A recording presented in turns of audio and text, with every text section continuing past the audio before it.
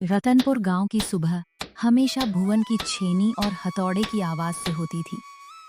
भुवन के हाथों में ऐसा हुनर था कि वह सूखी लकड़ी में भी जान डाल देता था। लेकिन उसी गांव में एक ऐसा इंसान भी था जो लोगों की मेहनत की कदर नहीं करता था। ठाकुर गजेंद्र।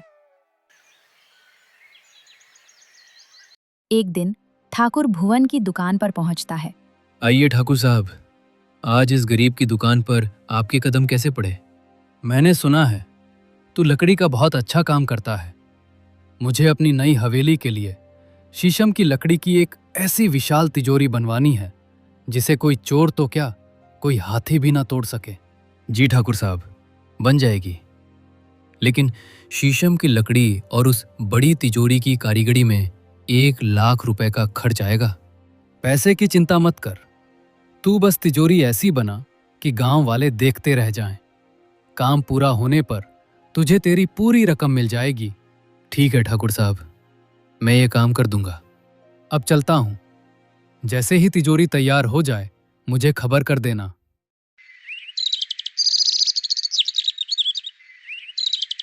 भुवन घर लौटता है और अपनी पत्नी मीना को सारी बात बताता है। सुनिए, गांव के लोग कहते हैं कि ठाकुर साहब कभी किसी मजदूर को पूरे पैसे नहीं देते। काम खत्म होने के बाद वो कोई ना कोई झूठा बहाना बनाकर पैसे काट लेते हैं।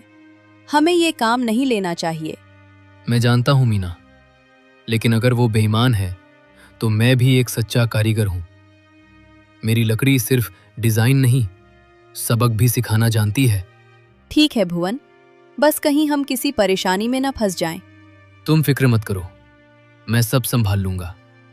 भुवन ने दिन रात एक कर दिया। वह एक ऐसी तिजोरी बना रहा था जिसमें लोहे की ताकत थी और लकड़ी की खूबसूरती, और साथ ही उसमें छिपी थी भुवन की चतुराई।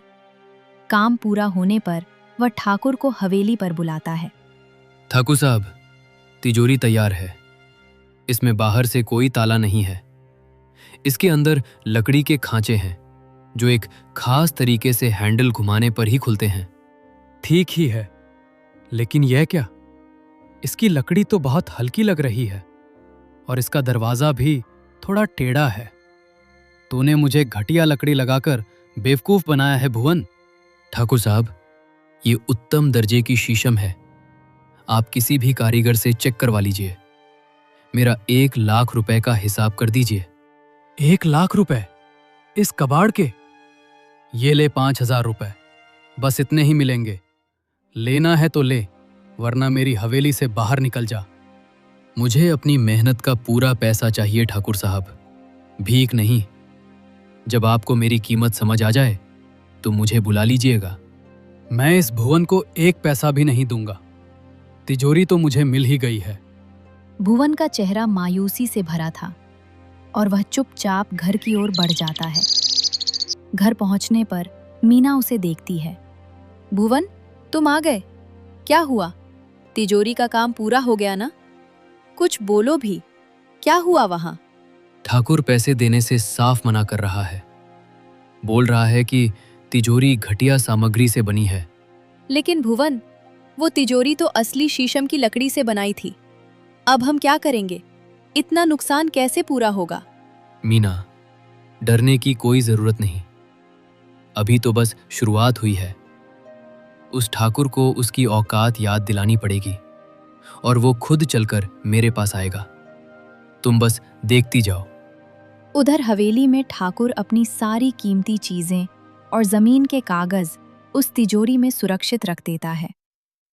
इस तरह कुछ दिन गुजर जाते हैं और एक दिन ठाकुर को अचानक पैसों की जरूरत पड़ जाती है। वह तिजोरी खोलने की कोशिश करता है। अरे, ये खुल क्यों नहीं रही? कल तो बिल्कुल ठीक थी। ठाकुर तिजोरी खोलने के लिए अपने पहरेदार को बुलाता है। पहरेदार, ये तिजोरी खुल नहीं रही। इसमें मेरा जरूरी सामान है, इसीलिए इसे तोड़ दो। ठीक है ठाकुर साहब, अभी तोड़ देता हूं इसे। पहरेदार पूरी ताकत से तिजोरी को तोड़ने की कोशिश करता है, लेकिन कुल्हाड़ी और हथौड़े बेअसर रहते हैं। ठाकुर साहब, ये लकड़ी नहीं, पत्थर है। इसे तोड़ना नामुमकिन है। मेरा सारा जरूरी सामान, मेरे जमीन के कागज और पुश्तैनी गहने कल ही मैंने इसमें रख दिए थे। उस मामूली बढ़ाई ने जरूर कोई जादू टोना किया है। उसे पकड़ कर लाओ। ठीक है ठाकुर साहब, मैं अभी लाता हूँ। पहरेदार भुवन को लेकर सरपंच के घर जाता है, जहां ठाकुर पहले से ही मौजूद रहता है और गांव के लोग भी इकट्ठा हो जाते हैं। सरपंच जी, इस धोखेबाज ने मुझे एक खराब तिजोरी बना कर दी है, जो आज सुबह से खुल ही नहीं रही है। इसने जरूर मेरी हवेली में कोई टोना टोटका किया है। क्या ये सच है भुवन? तुमने ठाकुर साहब की तिजोरी क्यों खराब की? सरपंच जी, मैंने कोई जादू नहीं किया। वो तिजोरी बिल्कुल सही है और उसमें कोई ताला भी नहीं है। बस वो तिजोरी बेईमानों के हाथ से नहीं खुलती। क्या मतलब, बेईमानों से नहीं खुलती? ठाकुर साहब ने कहा था कि मेरी लकड़ी घटिया है और काम खराब है, इसलिए उन्होंने मेरे 1 लाख रुपए रोक लिए। मैंने उस तिजोरी में लकड़ी का एक ऐसा गुप्त गियर लगाया है जो ईमानदारी के वजन से ही खुलता है। बकवास, ऐसा कोई गियर नहीं होता। तो चलिए हवेली पर, मैं सबके सामने इसे खोलकर दिखाता हूं। लेकिन मेरी एक शर्त है, अगर तिजोरी खुल गई तो आपको मुझे 1 लाख रुपए के साथ साथ मेरे समय की बर्बादी के लिए 5,000 रुपए का जुर्माना भी देना होगा। सब लोग ठाकुर के घर जाते हैं। अब खोल इसे, और अगर नहीं खुली तो मैं तुझे जेल भिजवाऊंगा। बस 1 मिनट में इस तिजोरी को खोल दूंगा।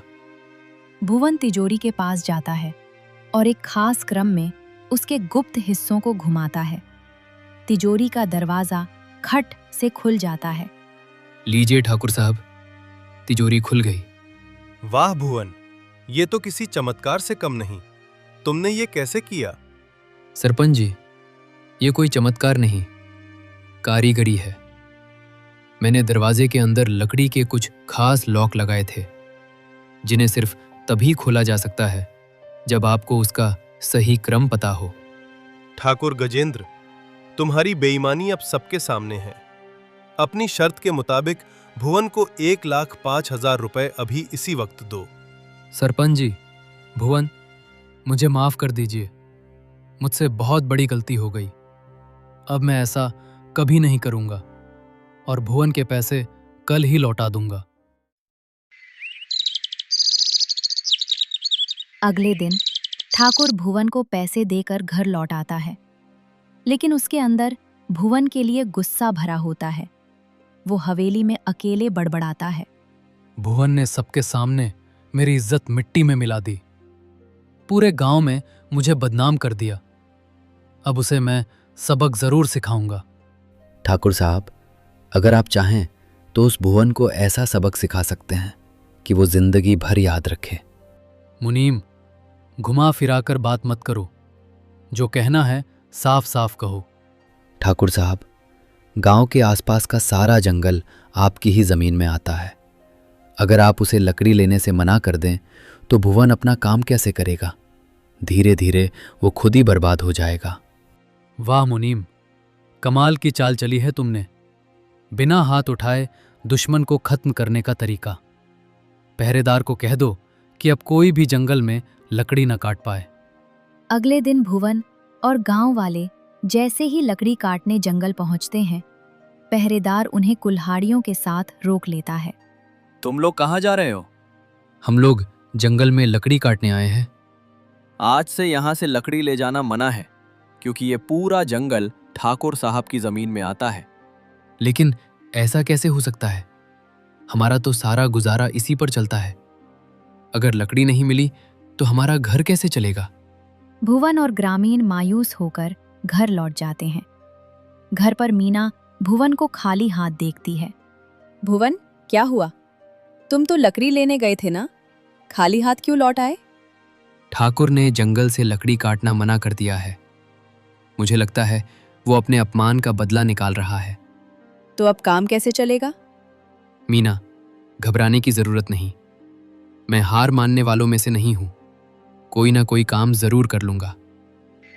दिन यूं ही गुजरते रहते हैं और देखते ही देखते 1 महीना बीत जाता है। तभी एक दिन अचानक मौसम बदलता है।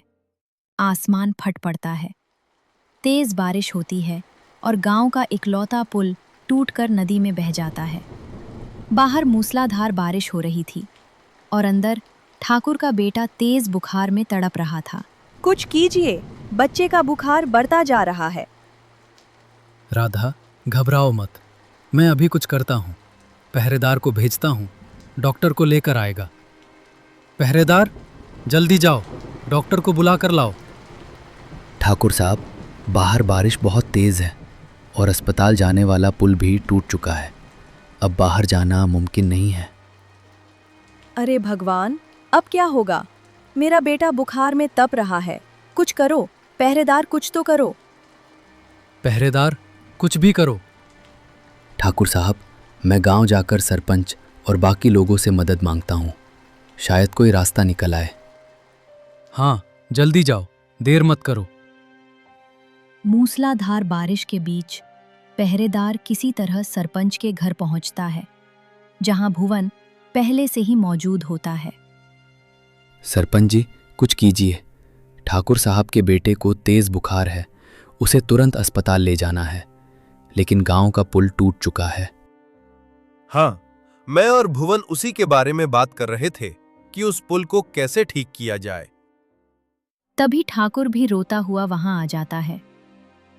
सरपंच जी, मेरे बेटे को बचा लीजिए और उस पुल को भी ठीक करवा दीजिए। बाढ़ ने पुल तोड़ दिया ठाकुर साहब। अब इस नदी को पार करने का कोई रास्ता नहीं है। रास्ता है सरपंच जी। मैं इस पुल को 1 घंटे के अंदर दोबारा जोड़ सकता हूँ। मेरे पास एक ऐसा इंटरलॉकिंग डिज़ाइन है जो बिना कील के लकड़ियों को आपस में जकड़ लेगा और बाढ़ का पानी भी उसे तोड़ नहीं पाएगा। तो बनाओ भुवन, जल्दी बनाओ, मैं तुम्हें मुंह मांगा पैसा दूंगा। पैसे नहीं ठाकुर साहब, लकड़ी चाहिए बहुत सारी, और सबसे मजबूत शीशम की लकड़ी।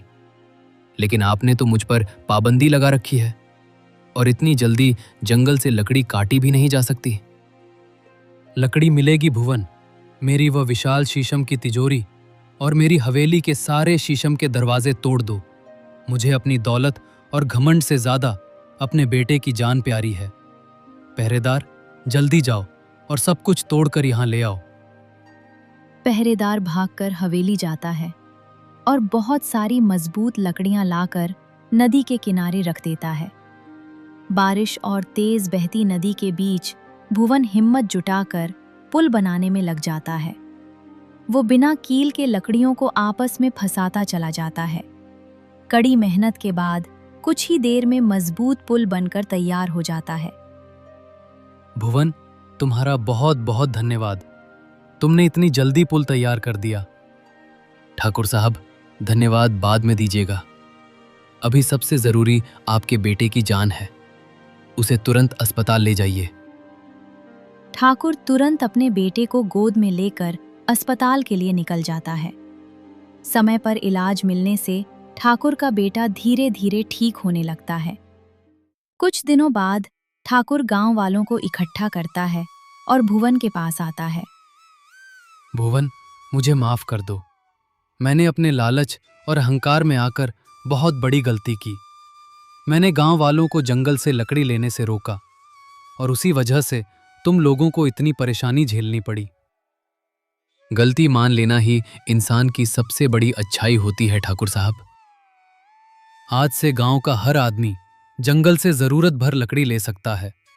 मैं अब किसी को नहीं रोकूंगा और इस नए पुल की मरम्मत का पूरा खर्च भी मैं खुद उठाऊंगा। मुश्किल वक्त गुजरने के बाद रतनपुर गांव में सब कुछ पहले जैसा शांत हो गया। भुवन एक बार फिर अपनी दुकान पर मुस्कुराते हुए पूरी मेहनत के साथ लकड़ी तराशने का काम शुरू कर देता है।